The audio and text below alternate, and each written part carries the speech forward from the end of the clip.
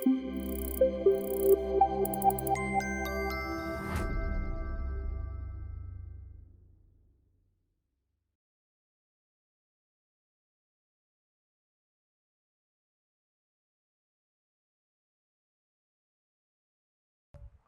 to my talk. Here I want to take you on a journey to a place that some of you may know, a country so magical, a country that is called Alagasia. And in this country, a villain rules, spreading fear across the subjects. A dark king, a dragon rider who's named Galbatorix, and his dragon Shriekan. But then, luckily, another dragon hatched and chose her rider. The majestic dragon Saphira and her rider Eragon lit the Resistance's spark of hope again, our hope. And now, as the two armies face each other, our hero Eragon steps forward with a desire to save all the men on both sides. He demands Galbatorix to a duel, where the winner takes over command of the other side. And we all know that dark kings have incredibly big egos, so he could not reject, but he accepted the challenge. There's one issue though. Galbatorix is not even on the field. He barricaded himself in his castle, and this is across the country. And not even the Dragon Rider's magic can travel this far. But then we step forward, as we are one of the few knowledgeables of a magic that is even beyond the magic of the Dragon Riders. A magic so old and powerful that most believe it is forgotten. A magic that goes by many names, which people only can whisper. Ruby on Rails, ActionCable, Turbo Streams. And we all know this magic is so old that no one tries to learn it anymore. And we also all know that this just ain't true. So we take on this enormous responsibility and help Eragon Saphira to fight Galbatorix in an epic battle of tic-tac-toe. So welcome everyone to my talk exploring the power of Turbo Streams and ActionCable. But first, who am I? Who is this storyteller across the campfire, the one that got all your attention? Which probably is because the campfire is a stage, and so you kind of must watch me. So my name is Kevin Liebholz. I'm a business administration bachelor turned Rubyist by visiting a bootcamp, so thank you, Eragon. And I'm from Germany. So now I work as a software engineer at Portagon, which is a fintech in Frankfurt, Germany, and I've been there since roughly 3 years now. So what we do there is we provide simple, reliable, and independent access to the private capital market. And yes, we got a beautiful Rails monolith for that. Also, I'm one of the co-organizers of the Ruby meetup in Frankfurt. And this is also my very first conference talk ever, so please bear with me. I'm quite nervous.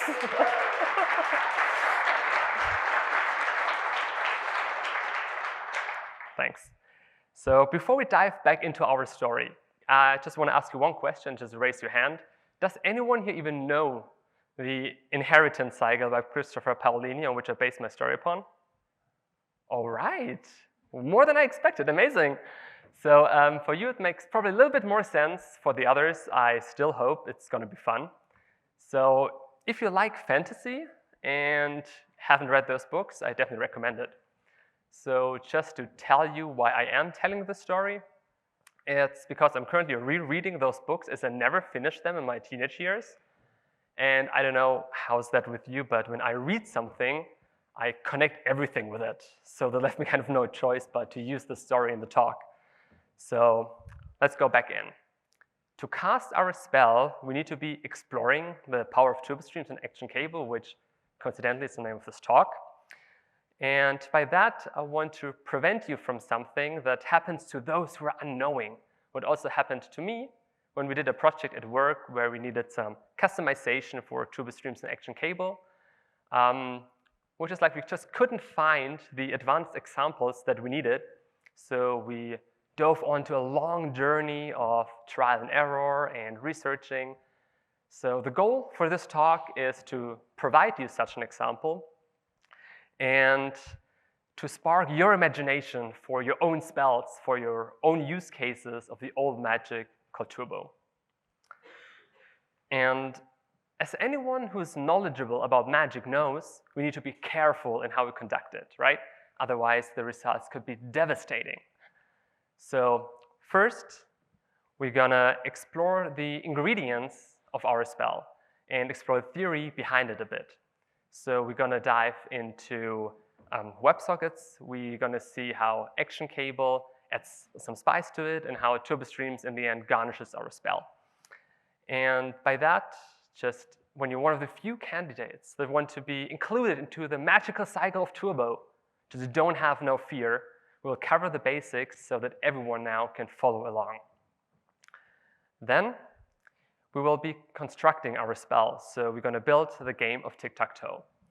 We're gonna start with a basic game skeleton, and from there we're gonna add 3 constraints to it, each discovering another part of ActionCable and Turbo Streams. And last but not least, we will let our magic work and we will cast our spell. And by that, we're gonna watch the epic game between Eragon, Saphira, and Galbatorix and going over everything we learned in the talk. So now let's start off with our 3 ingredients and explore the theory behind it a bit. And first here, let's get everyone on board what WebSockets are. So WebSockets are about real time, or at least close to real time. So for me, it's always easiest to understand that when I again remind myself how HTTP works. I mean, we all know that, but still, let's go over that a bit. So let's take a chat as an example. When we want to have the new messages, then we first need to request it from the server. And then the server responds by sending us those new messages back. The thing is, only when coincidentally our scout on the field, on the lookout for our enemies, sends the message before our request to the server, only then we can receive it. With WebSockets, that's a little bit different. With WebSockets, we have an open connection to the server all the time. And this means the server can send us anything, anytime they want, without us needing to request it. And by that, as soon as the scouts sends the message to the server, they can directly forward it to us. And by that, we still keep the advantage that we directly got the message and not just like maybe an hour later. All right, let's go to our second ingredient, which is ActionCable. So coding all the basics of WebSockets might be quite repetitive and might require some protocol level knowledge. So that perfectly fits into a framework. And of course, Rails covers us here. So ActionCable is the Rails magic for WebSockets. But let's dive a little bit more into that by consulting our amazing Rails guides. So basically, ActionCable integrates WebSockets seamlessly into every Rails application. And by that, it allows us to write real-time features in our beloved Ruby language. It gives us a full stack offering, and by that stays true to the idea of Rails that one magician, aka one developer, can do it all. And for that, it provides us a client-side JavaScript framework and a server-side Ruby framework. But let's keep it like that for now, more than when we construct our spell. So let's go to our third and last ingredient and explore the magical world of Hotwire a little bit and talk about Turbo Streams broadcasting.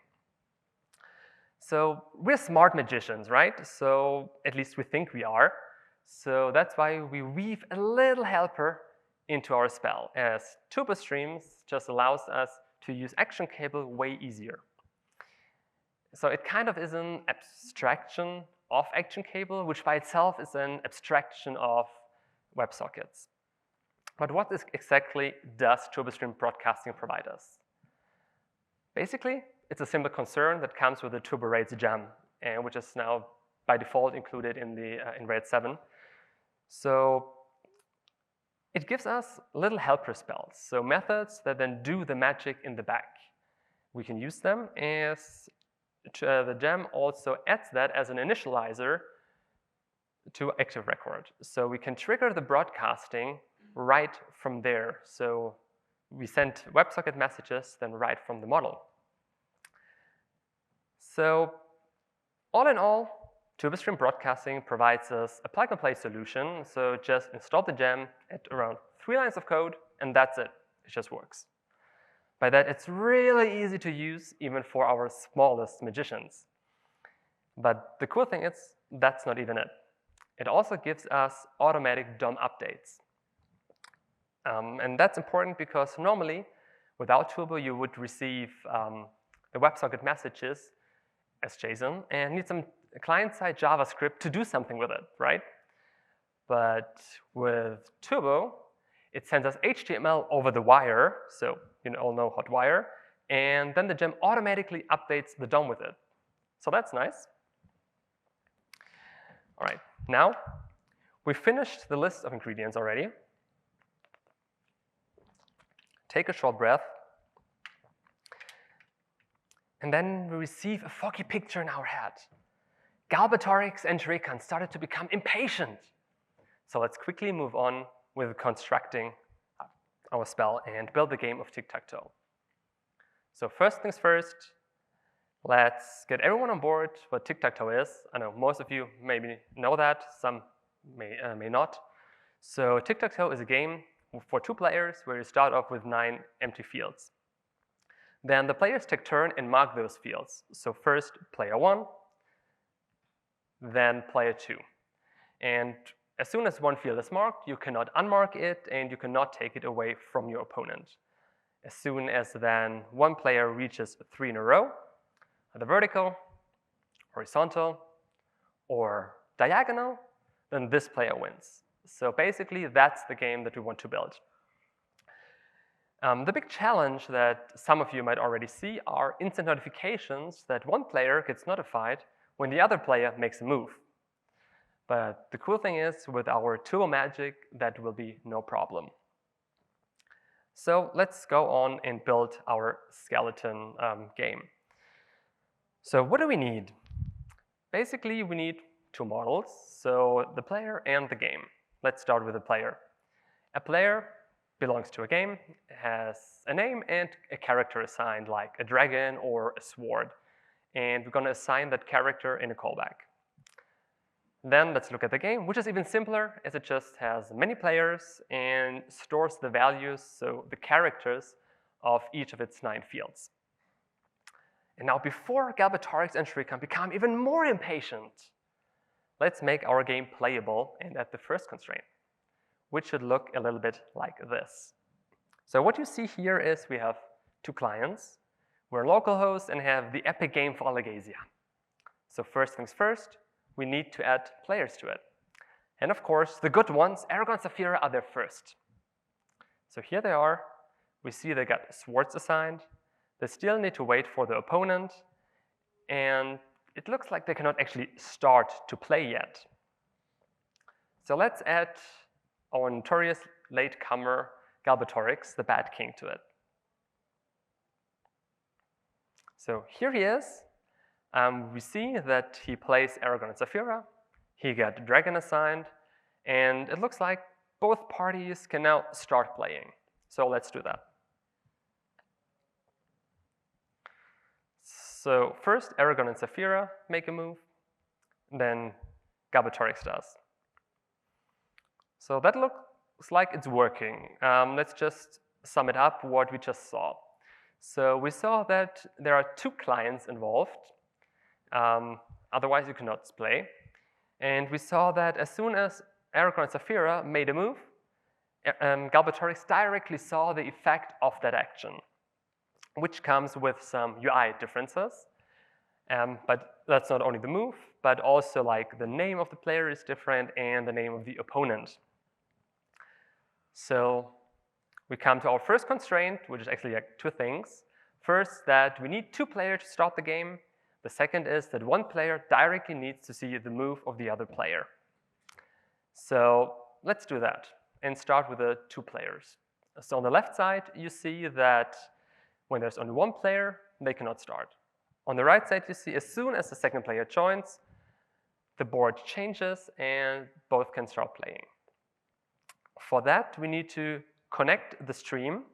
So we need to connect the client to the WebSocket so they can receive any kind of notification. And then we need to notify the opponent about that.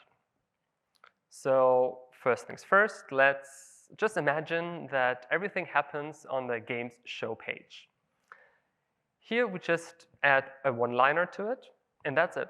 We're connected to the WebSocket or stream, which I try to call it from now on. Let's look at this in parts though. So first we have the Turbo Stream from helper, which is provided by the gem, and this connects us to a stream. To which stream then is defined by the next part, as this is kind of the stream name. So we could here also use just board and get rid of add player, which would be technically perfectly fine, though the add player makes it kind of like private, as we can later define the exact single client to which we want to broadcast to. And that's because when we broadcast something, we always broadcast it to all the clients that are connected to the stream with the same name. And the add player makes it kind of unique, or at least dynamic. So we're connected, and we can verify that by looking at our network tab. So here we see that indeed we're connected, we're subscribed to a channel, we're welcomed, and we receive those amazing pings. And those pings are kind of important, as they're like the heartbeat that the connection is and stays open. So all right, we're connected. Now let's notify our opponent when someone joins. And this we do after create callback in the player model. So let's see how that looks like. So first, we need the broadcast update to method that also comes with a gem. And then we define the name of the stream to which we want to broadcast, so the opponent's board stream. And when we look at the front end, that quite mirrors what we have there. So that's good. Next, we need a target. A target is the ID of the DOM element that we are going to update. And by update here, I mean that we're going to replace the inner HTML of that element. And of course, there are also other methods that come with the gem, like replacing or stuff, but here we define the update to. And just so you see again what it is, what we want to update, it's basically that in the front end. So next, we need to define what we want to update that with, which is the game's board partial. And I don't know how you feel, but for me, this kind of looks somehow similar to a simple render method in the controller. So I think that's not too hard to understand. But still, to make it complete, we can also, of course, pass locals to the partial. Let's pause a second, take a breath, and think about what we just did. So we just connected a client to the WebSocket. We sent a message through that connection to the client, and then we also updated the DOM with it. And that with almost no code. Isn't that freaking amazing?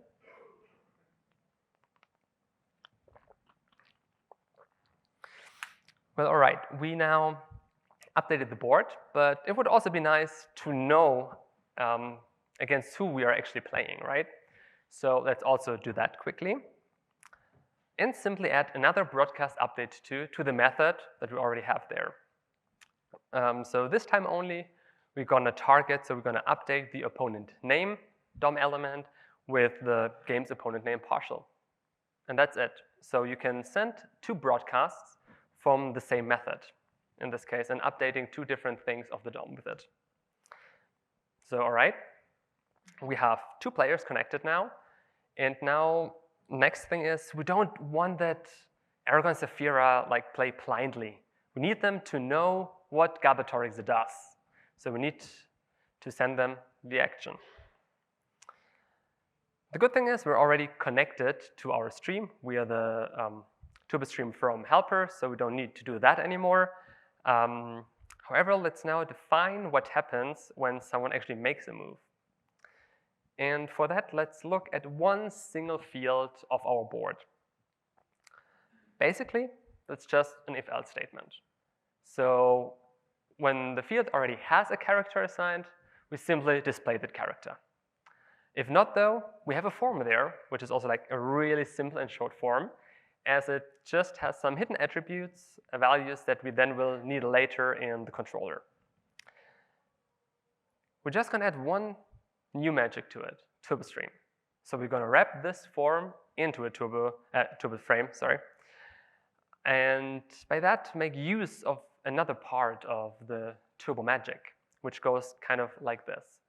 So by default, a navigation that happens inside a frame is just scoped to that very frame. And when the response of the navigation, like here the form submit, contains a frame that has the same ID, then the new frame simply replaces the old one. So we're going to need that in a second. So we submit the form, and then we're going to reach the games controller update method. And here we just update the correct field on the game. Quite easy for now. And then the game, of course, updates. So first thing is, now we want to change our own UI. And we do that by simply rendering that's the right one. By simply rendering this something back to where the click, so the form submit, originated from. And we simply render a field partial back. This is the same partial that we already have there. This time only, it already has a character assigned, so we're going to display that one. And as this again is wrapped inside a turbo frame that has the same ID as the field that's already there, the new field with the character replaces the old field in the front end with the form. And that is the magic of turbo frames. All right then. So we updated our own UI, but we also need to update our opponent's UI. So we do that here in our game model. So we're going to add an after update callback here, and this just triggers another broadcasting. So here we broadcast a replace to the opponent's board stream. And by replace, this time I mean we're going to replace the entire DOM element that has the same ID as the field, and not only the inner HTML of it. And we're going to replace it with the game's opponent tick partial, which is the same as a field in the end. It just adds a little visual stimulus, so the short red background, so that the opponent sees that something just happened. And that's it. We updated our opponent's UI. So just to sum it up again, with the broadcasting, we replace the field of our opponent, and with a simple render method, with the help of TurboFrame, we replaced our own UI and changed that. So our basic game already works now.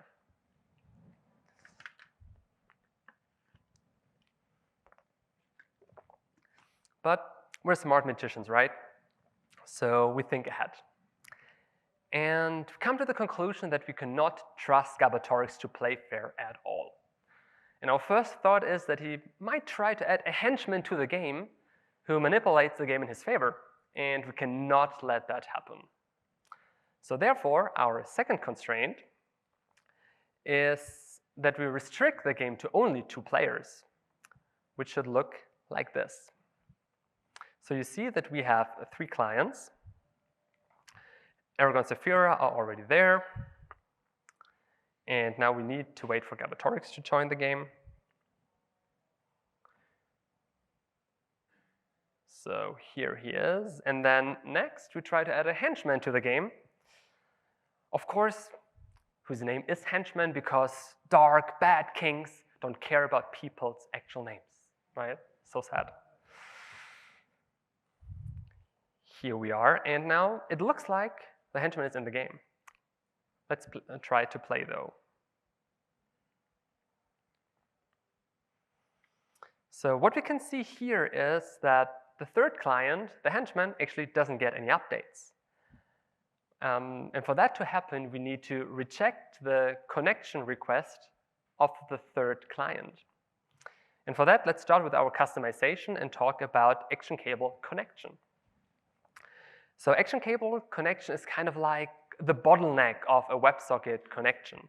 So there's one connection instance per WebSocket or per stream, and the ActionCable server can handle multiple instances, of course, with different clients, but a client can only have one connection. So just think of that like maybe a tunnel that is the connection between the client and the server. And the server, when they want to send something to the client, they always need to send it through this tunnel. And this is the thing that we can destroy or disconnect for a potential third client. But first, we need to pass something from the client through the connection to the server, something that helps us to identify who is it that tries to connect. The good thing again is that the old roots of our magic help us here, as it passes cookies from the client through the connection to the server. So we simply add the player ID to the cookies, and that's it. And of course, probably we should be more sophisticated here and use an encrypted cookie like a session cookie, which just works as well. But just for the sake of simplicity, we don't want to decrypt something then later, so let's do that for now. And then, as soon as we reach our ActionCable connection, so the application cable, we can use this cookie to find the player and can then decide if we want to allow the player or not, in which case we're going to reject the connection. So let's again look at our network tab. First, a reminder, so that's a successful connection. We see we're connected, subscribe to a channel, we're welcomed, and we receive our pings. When it's not so successful though, we directly see that we get disconnected as unauthorized without any reconnection attempt. So we're not welcomed and we do not receive our beautiful pings. So that's a win. We just successfully hindered Galbatorix to add a henchman to the game and help him manipulate it. So that's cool. But still, we deeply believe that Galbatorix is deceitful, and we can very well imagine a scenario where he just leaves the game and lands a surprise attack on the resistance. But this ain't happening with us, I say. So therefore, our third constraint is that as soon as one player leaves, we need to end the game and notify the opponent about that. So this should look like that. So again, Eragon and Saphira are there already. So let's now add Galbatorix to it. Here we are, and we start playing.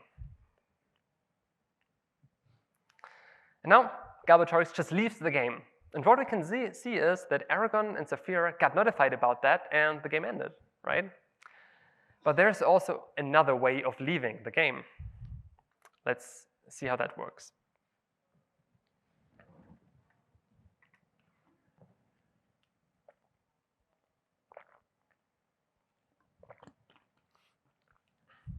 So we start playing again. This time, we just close the tab. And we also see that Eragon and Saphira got notified about that. So cool, how are we going to do this now? We're going to talk about ActionCable channel for that.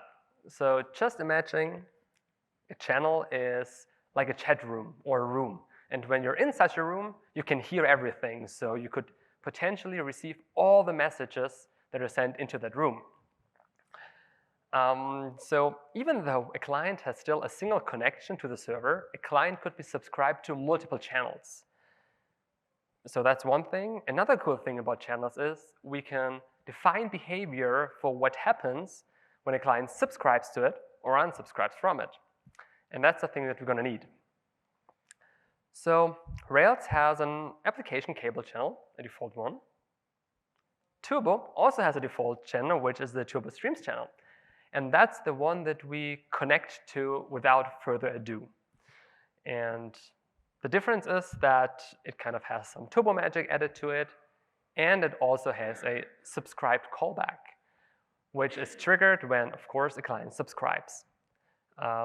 In this callback, we can check if someone tampered with the stream, so with the stream name especially, in which case we can reject it. But for the sake of learning, we'll not do that. We want our very own game channel, just so that it's going to be easier in the future to add more channels to our magic. And that, for now, looks just like the default Turbo Streams channel. All right, let's now define the flow for what happens when a client connects and subscribes. So first, a client connects to the ActionCable connection instance, where we can reject the henchman or allow the player. Then they subscribe to the game channel, which triggers the subscribe callback.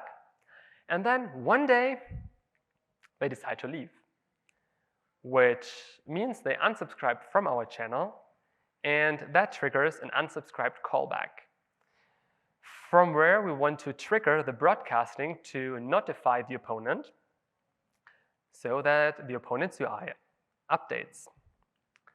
So let's now just keep it like that with all the pictures, and let's go through it step by step in our magical Ruby language. So first, we need to adapt the view a little bit, as we now don't want to connect to the default channel, but want to subscribe to our own game channel. So we just add a simple hash argument here. Next, we need to adapt our connection a little bit, because we also want to access the player from our channel, so we need to pass it through. And that works with an identifier. So an identifier is like the identifier for the connection. You can have multiple ones if you like. We only need one. And all identifiers are passed through to the channel then. And to assign a value to that identifier, we just change player equals to self player equals. And now we can access it from the channel. So here we are, and now we need an unsubscribe callback, which looks like that. I know, that was incredibly hard. So good that we're already in the highest rank of our magical cycle and can do this. So, well, in the end, it's just really simple, and we're going to broadcast again from the model. Maybe some of you don't like that because it's like some view things within the model. You can also, if you like, broadcast right from here, just need to add a little bit more code, or from a service or something like that. But the basic idea of Turbo is to do it from the model, so we're doing that as well now. And here it is. The last thing that we need to do is we broadcast our update to the opponent's board stream. We want to update again the board element of the DOM, but this time only, we don't even need a partial. We just need a single HTML string. So that's cool. And we already feel exhausted now. Like, we checked our 3 ingredients and carefully constructed our spell. So now it's the time to let our magic work and cast our spell. So let's do that. Railsica, Tuporia, tic-tac-torica! And our game begins. To make it all work, we dove into our 3 ingredients. We saw what WebSockets are. We added some abstraction to it with Rails ActionCable, and even added some more abstraction to it with TurboStream, just to get some real-time DOM updates. And now, let's start.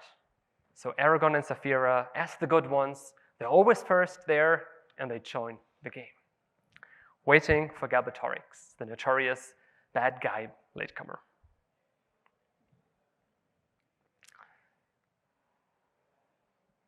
So here he is. We can finally start to play. And to make that work, we added some basic broadcasting abilities to our tic-tac-toe skeleton. And we added a turbo stream from TechCaliber to the front end to connect to the WebSocket, and added some callbacks to notify the opponent as soon as the other player joins, as well as of their actions. So let's go on playing. But now, watch out. Galbatorix tries to add a henchman to the game, this time a bad one. And here they go. This, though, doesn't really work, as we adapted our ActionCable connection to reject the connection request of the henchman. And then, in the end, the need to finish the game, as we adapted our own ActionCable game channel to broadcast as soon as someone tries to leave. And now let's see how that decides the fate of Alagasia. And yes, Galbatorix loses. It's a victory. All his subjects refuse to obey him anymore, and we can finally install democracy in Alagasia.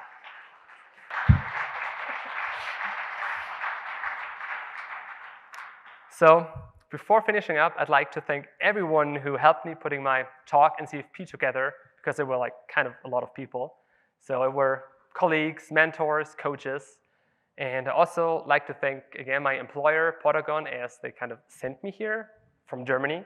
So they made it possible for me to come here. And also a big, big thank you to the organizers here. I have no idea if someone is in the room, but thanks for putting such an amazing first RailsConf experience for me together and giving me the opportunity to speak. And I know there's still 1.5 days ahead, and as I now can really enjoy them even better. So thanks for that.